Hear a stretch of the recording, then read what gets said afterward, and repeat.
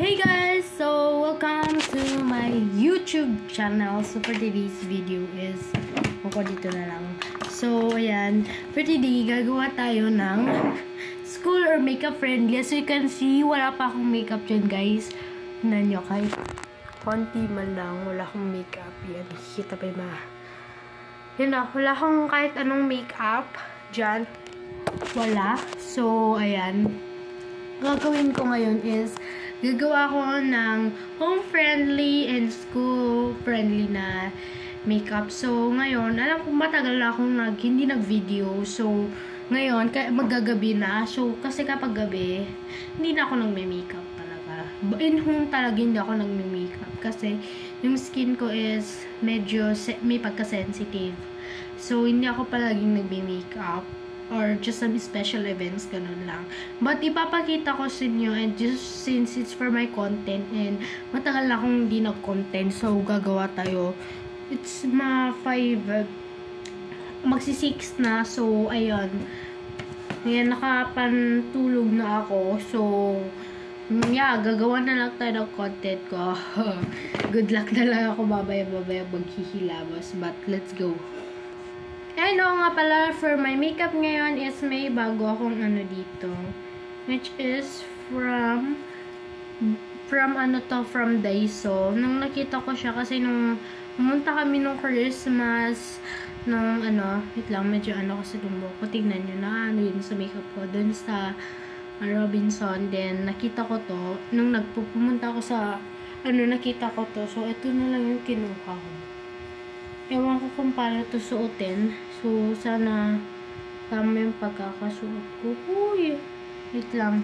Finally, nagawa ko na din siyang ilagay after minutes. Kanina pa talaga ako. Matagal na. Ayan, matagal na akong naganin dito kasi, guys, first time ko lang makaano ng ganitong headband. Kasi yung is yung, tawag doon? Ganitong headband, yung ganitong style, yung ginagamit ko kasi yung style is yung, ewan ko, basta yung headband na yung malaki, wait lang. Ito yung ginagamit ko na headband and gusto ko lang tong matry tong headband na to since matagal na din yun, ilang years na, so gusto kong palitan. But anyway, dala tayo ng mag-start na tayo. So, unang ko is yung since friendly makeup to. And feeling ko ito na lang yung gagawin kong makeup sa New Year. And besides, matutulog pa. Oh my gosh. Yung takip. So, ayan, pang second time ko na to. And story time ulit.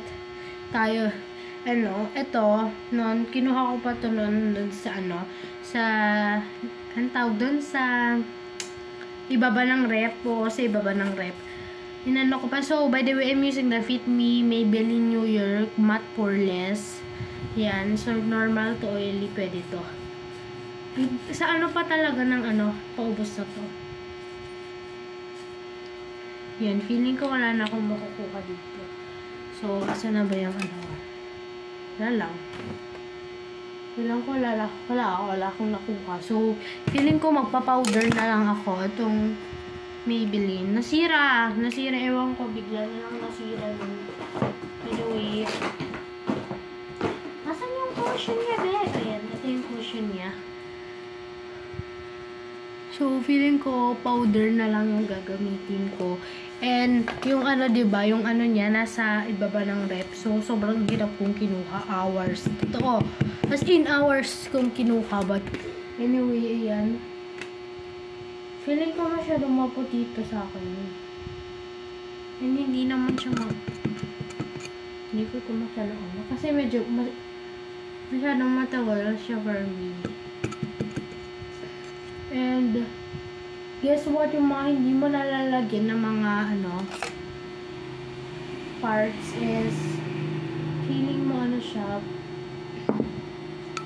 Makikita mo talaga yung bitin niya kapag yung mga ibang parts is hindi mo nalagyan. So, yan.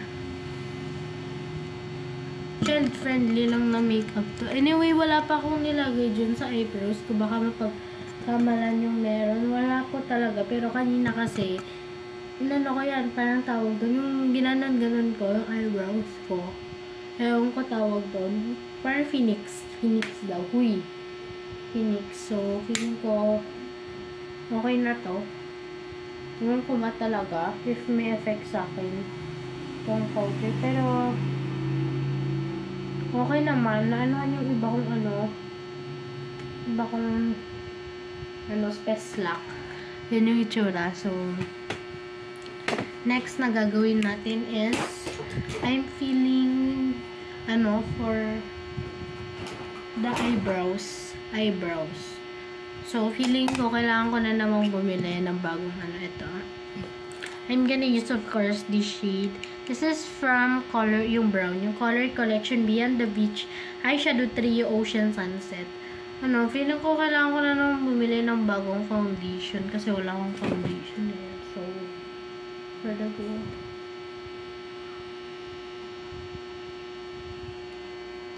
So, ewan ko, kakain na kami and feeling ko, lang to. Pero kailangan ko kasing gumawa ng content and syempre busy din ako. And guys, hindi ako busy sa study busy ako dun sa paggagala-gala. So, yun. Ayan. Kasi nagsunod-sunod din yung mga events namin this past weeks.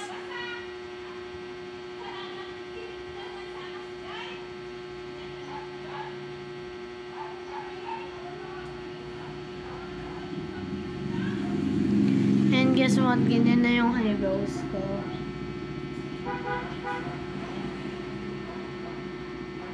And the other side. Kasi eyeshadow yung ginagamit ko. Hindi pa talaga ako masyadong nakakabili ng mga materials. So, marami pa talaga akong kulang. But, yeah, good lang na lang sa akin mamaya. And feeling ko magbabathrobe ako kasi mamaya nga anuhin ko yung sa banyo yung mukha ko. Kasi sobrang na naman dito. Ginagawa lang talaga ako for content. Ginagawa ko lang talaga to for content. So, yan. Kasi wala naman kami events. Yan. So, next of all is feeling ko, hindi ako mag-eyeshadow kasi friendly eyeshadow. Lang dapat. So, ito na lang. Try ko tong nude palette Chemish. And ito yung concealed yung kinukuha ko. Kasi, there's a quite story why I used this. Parang siyang concealer. Kaya, napagala ng conceal to. So, ayan. Kinaano ko lang yung fix ko lang.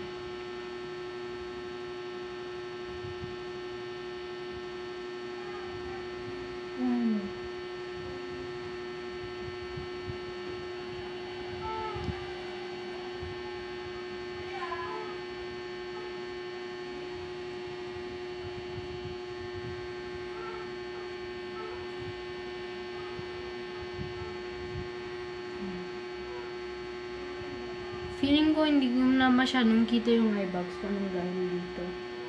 But lalagyan natin siya ng powder para mas ano ba yung powder ko? Tsaka sponge.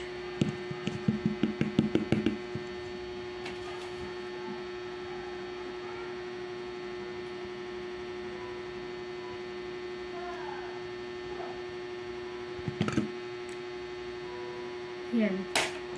Next is let's go for another one, which is yung lipstick ko. Ay, lipstick blush. Gagamitin natin. Feeling ko ito, yung bago kong yung Water Candy Tint by me, Fruit Lip Liquid. Ito. Cute. Yung candy, ito talagang pinag-anuhan ng bongga. Ngayon, sobrang pigmented nito, be. Kaya, bahala kayo dyan. Basta pigmented to. Sinabi kong pigmented, be. Huy, pigmented. So, ito yung gagamitin ko from, maraming ganito sa, online. But, itong ginagamit ko is, kita pa yun yung dot, be. Is, from, tawag na, kita pa yung black. From yan. From, tawag na, from ME. So, departmental store siya sa amin dito. Yan. Wala, feeling ko hindi siya nag-aanoon. Makalat lang. Hindi siya maganda. And I'm honestly losing this number 7. Hindi siya maganda kasi kumakalat. Na-try ko lang. But, yeah. Hindi ko siya nire-recommend for blush. Kasi trinay ko lang naman siya. Inaaminin ko, tao din ako, nagkamali ako. So, yeah. Not recommended. Ito talaga yung maano siya sa face. Blush kasi siya. Blush. Yun na. Hindi talaga maalis yung masugatan sa mukha. Hindi maganda yung andito. As in, para siyang So, try again. Yan. Bahala kayo dyan.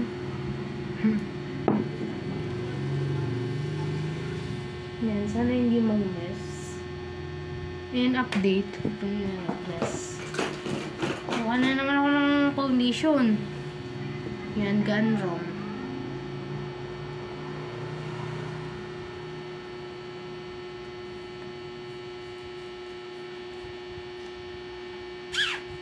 Yan.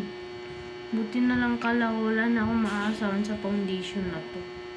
Kasi, wala na talaga. Yun pala na maasahan ko. So, feeling ko, hindi maganda yung blush ko. So, tinakpan ko na lang. Bahala na lang kayo dyan. Pero feeling ko, hindi na lang ako magbablush. Kasi, ang pangit, be. Kasi, ang pangit. Ang pangit. Kapag sinabi kong pangit, talagang pangit, be. Inis ako. So, yan. And, be, maganda naman yung pagka-blush niya. Ito lang talaga, hindi naalis yung dot ko doon. So, yan. So, ayan guys. Yan. Kita pa rin yung dot sa pestlock ko.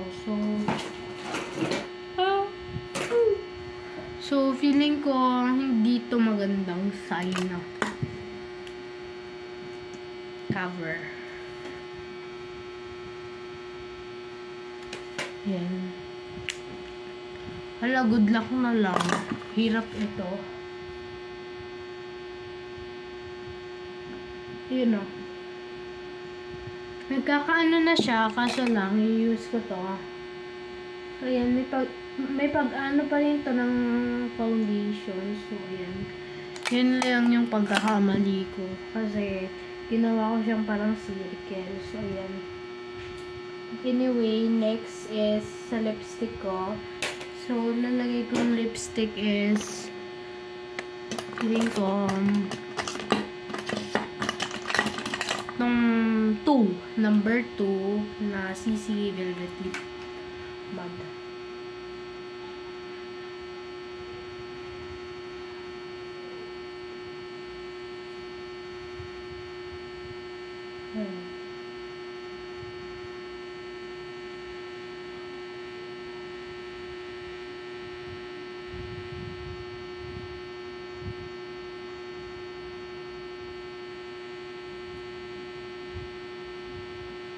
Yun o, lip mud siya.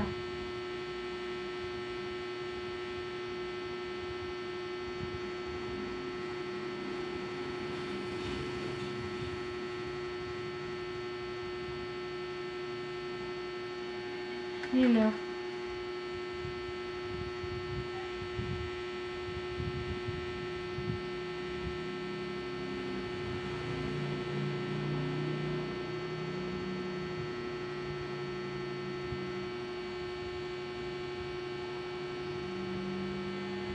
And ayan na yung final look ko. Diyos ko be. Sometimes talaga sa pag-makeup may mga wrong.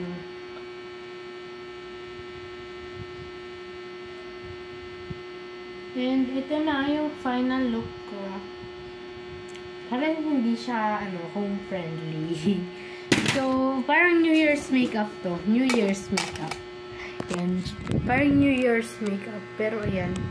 Yan, nakikita niyo yung sinasabi ko dyan. Pero ito. Ayan na, yan na yung ko. New Year's makeup, pwede itong gawin niyo.